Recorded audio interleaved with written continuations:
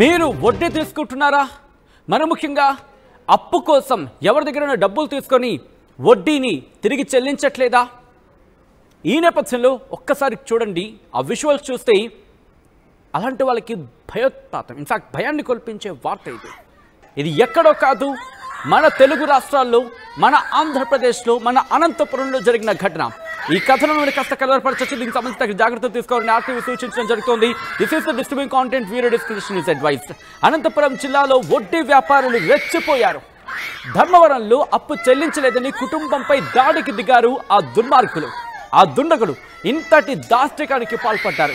వదిలేయంటూ వేడుకున్నా వదలలేదు. ఒక్కసారి ఆ విజువల్స్ చూడండి, ఆ తర్వాత ఇన్ డీటెయిల్గా మాట్లాడుకుని వీళ్ళు ఎలా తాట తీసే ప్రయత్నం చేశారో, వీళ్ళ అకృత్యాలను అలాగే తాట తీసే ప్రయత్నం చేద్దాం. ఒకసారి ఆ విజువల్స్ చూడండి.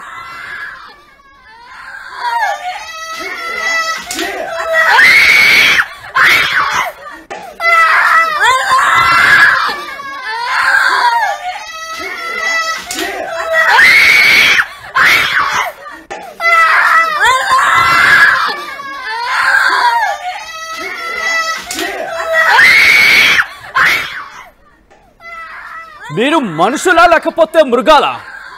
అసలు మీరు మనిషి బతుకు బతికారా?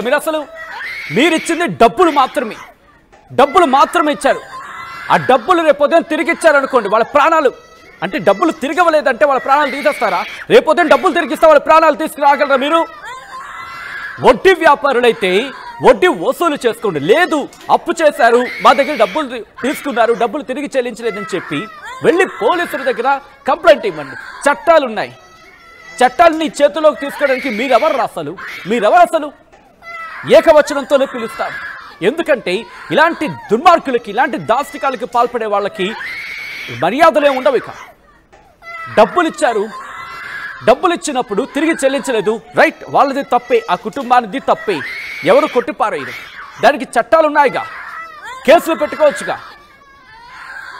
డబ్బులు ఇచ్చే సందర్భంలో మీకు తెలుస్తుందా తెలీదా?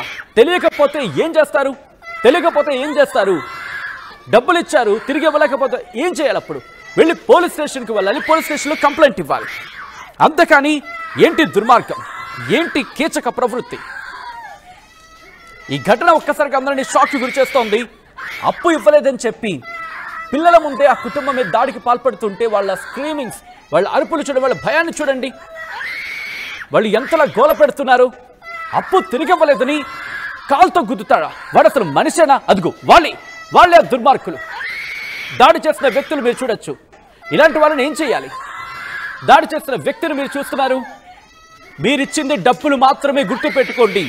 మీరు చేస్తుంది వడ్డీ వ్యాపారం. వడ్డీ వ్యాపారుల ఆగడాలతో భయాందోళనకు గురవుతున్నారు ప్రజలు. వడ్డీ వ్యాపారం ఒక్కసారి వీళ్ళ మీద దృష్టి సారించాల్సింది. వీళ్ళు అసలు వడ్డీ ఎంత తీసుకుంటున్నారు, ఆ తర్వాత వడ్డీ పేరుతో ఇంకెంత కాచేస్తున్నారు. వడ్డీ వ్యాపారులకు సంబంధించి ఆలోచించే ప్రయత్నం చేయండి. ఆ కుటుంబం మీద గోల పెడుతోంది, ఆ కుటుంబం మీద ఆందోళన వ్యక్తం చేస్తోంది. ఆ పిల్లల ముందు ఆ మనిషిని కొడతావా, చంపేస్తావా? చట్టాన్ని నీ చేతిలో తీసుకోవడానికి నువ్వెవడవు అసలు? వీళ్ళను కాలర్ పట్టుకొని అసలు వడ్డీ వ్యాపారులకు సంబంధించి గట్టిగా ఒక లుక్ వేయాల్సిందే. డబ్బులు మీరు ఇచ్చిన తర్వాత వసూలు చేసుకునే పద్ధతి మీకు తెలియకపోతే ఆ వ్యాపారం మానేసుకోండి. అంతేకాని మనుషులను చంపేస్తారా? మీ మనుషుల ప్రాణాలు అంత చులకనైపోయాయా? ఈ ఘటనకు సంబంధించి ప్రస్తుతం మీరు కూడా రియాక్ట్ అయ్యే ప్రయత్నం చేయండి. తెలుగు రాష్ట్రాల్లో వడ్డీ వ్యాపారుల అక్రమాలు, ఆగడాలు పెరిగిపోయాయా? మీరు రియాక్ట్ అయ్యే ప్రయత్నం చేయండి. Yes are no? ఎస్, వాళ్ళకి డబ్బులు అడిగారు, మీరేం ఫ్రీగా ఇవ్వట్లేదుగా, వడ్డీ గుంజుతున్నారుగా.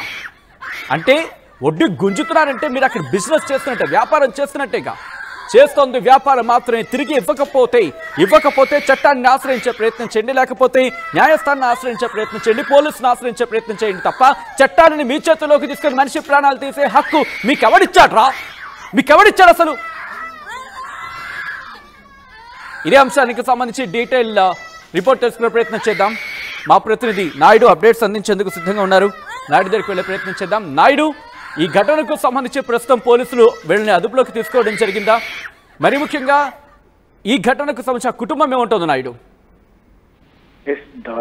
సచిన్, ధర్మవరంలో జరిగినటువంటి ఈ సంఘటన అది కొన్ని సెకండ్లు మాత్రమే నిడివి ఉన్నటువంటి వీడియో. ఆ వీడియో చూస్తేనే మనకు, ఎందుకంటే అక్కడ వాతావరణం, అందులో ముఖ్యంగా మహిళలు కావచ్చు, చిన్న పిల్లలు కావచ్చు, ఎంత బీతిల్లిపోయింటారు. ఎందుకంటే అది ఎంతసేపు జరిగిందో కూడా మనం ఊహించుకోవచ్చు, ఎన్ని గంటలు జరిగిందో కూడా ఊహించుకోవచ్చు. కొన్ని సెకండ్ల వీడియో చూస్తేనే అందరికీ హృదయం అనేది ద్రవించకమానది. ఇటువంటి పరిస్థితులు ముఖ్యంగా ఏదైతే ఉందో మానవత్వం అనేది మాత్రం లేకుండా మంట కలిసిపోయిందనే దానికి ఇటువంటి వీడియోలే తార్కాణం. అయితే మొత్తం మీద ఇక్కడ వడ్డీ వ్యాపారులు ఇంత దౌర్జన్యంగా ఒక రమణ అనే ఇంట్లోకి దూరి మరి ఇంత దారుణంగా వ్యవహరించడం అనేది అసలు ఎవరు కూడా జీర్ణించుకోలేనటువంటి పరిస్థితి. ఎందుకంటే ఒకే డబ్బు తీసుకున్న వారిది కూడా సమయానికి ఇవ్వలేకపోవడమో, లేదంటే ఏదైనా తప్పులు ఉండవచ్చేమో, కానీ వారిని కూడా మనం సపోర్ట్ చేయలేకపోవచ్చు. కానీ అక్కడ జరుగుతున్నటువంటి దాడి అనేది వీళ్ళ చేతిలోకి, చట్టాన్ని చేతిలోకి తీసుకొని ఇంత దారుణంగా వ్యవహరించడం అనేది ఎవరు, సభ్య సమాజం అయితే ఎవరు దీన్ని హర్షించరు. ఇటువంటి పరిస్థితుల్లోనే అక్కడ ఏదైతే ఉందో పోలీసులు ఉన్నారు, చట్టాలు ఉన్నాయి, ఇలాంటి ఇతరత్ర అనేక మార్గాలు ఉన్నాయి వాటి నుంచి వారు ఇచ్చిన డబ్బును తిరిగి తీసుకోవడానికి. కానీ వారు ఏకంగా చేసుకోవడం, ఇంతమంది మూకుమ్మడిగా ఎవరైతే ఉన్నారో రాజు అనే అతని అనుచరులు మొత్తం ఇంట్లోకి దూరి మరి దారుణంగా ఒక వ్యక్తిని నిస్సహాయాన్ని చేసి ఈ రకంగా వ్యవహరించడం అనేది అసలు చాలా దారుణంగా ఉంది. అసలు పెద్ద ఎత్తున చర్చ జరుగుతున్నటువంటి నేపథ్యం. ఎందుకంటే ధర్మవరంలో ఇటువంటి ఆగడాలు గతంలో కూడా ఉన్నాయి. ఇటువంటి పరిస్థితుల్లోనే అనేక కేసులు, ఈ రాజా అనే వ్యక్తి మీద, అతని అంచుల మీద కూడా అనేక కేసులు కూడా ఉన్నటువంటి నేపథ్యం అని కూడా పోలీసులు చెప్తున్నటువంటి నేపథ్యం. ఇప్పటికైతే పలు సెక్షన్ల నమోదు చేసి ఇతన్ని ఏదైతే ఉందో రాజాని, అతని మొత్తం మూట సభ్యులందరినీ కూడా అరెస్ట్ చేయడానికి మేము పోలీసులు మొత్తం ఎంక్వైరీ చేస్తున్నామని చెప్పేసి పోలీసులు కూడా చెప్తున్నటువంటి నేపథ్యం సచిన్. అయితే ఈ సంఘటన అనేది అక్కడ ఆ కుటుంబం ఏదైతే ఉందో, చిన్న పిల్లలు అరుపులు వింటూ ఉన్నాం ఆ వీడియోలో. చిన్నపిల్లలు కావచ్చు, మహిళలు కావచ్చు, ఎంత బీతిల్లిపోయింటారు అనేది మాత్రం, వారు ఎప్పటికి కోలుకుంటారు అనేది కూడా మనం చెప్పలేనటువంటి పరిస్థితి. ఎందుకంటే మరొకసారి బయటికి వెళ్తే ఏం జరుగుతుందో అనేది కూడా వారికి ఒక భయానకర వాతావరణం అక్కడ సృష్టించినటువంటి నేపథ్యం. కాబట్టి మొత్తం మీద అయితే ఇటువంటి సంఘటనలు మరొకసారి పునరావృతం కాకుండా పోలీసులు పటిష్టమైన చర్యలు తీసుకుంటారనే ఆశించాల్సిన అవసరం ఉంది. ముఖ్యంగా ఎందుకంటే పోలీసులు కీలక పాత్ర. ఇటువంటి మరొకసారి జరగకూడదంటే కఠిన శిక్షలు విధిస్తే తప్ప ఇటువంటి జరగవు అని చెప్పి చాలా మంది ప్రజలు కూడా అభిప్రాయపడుతున్నటువంటి నేపథ్యం సచిన్.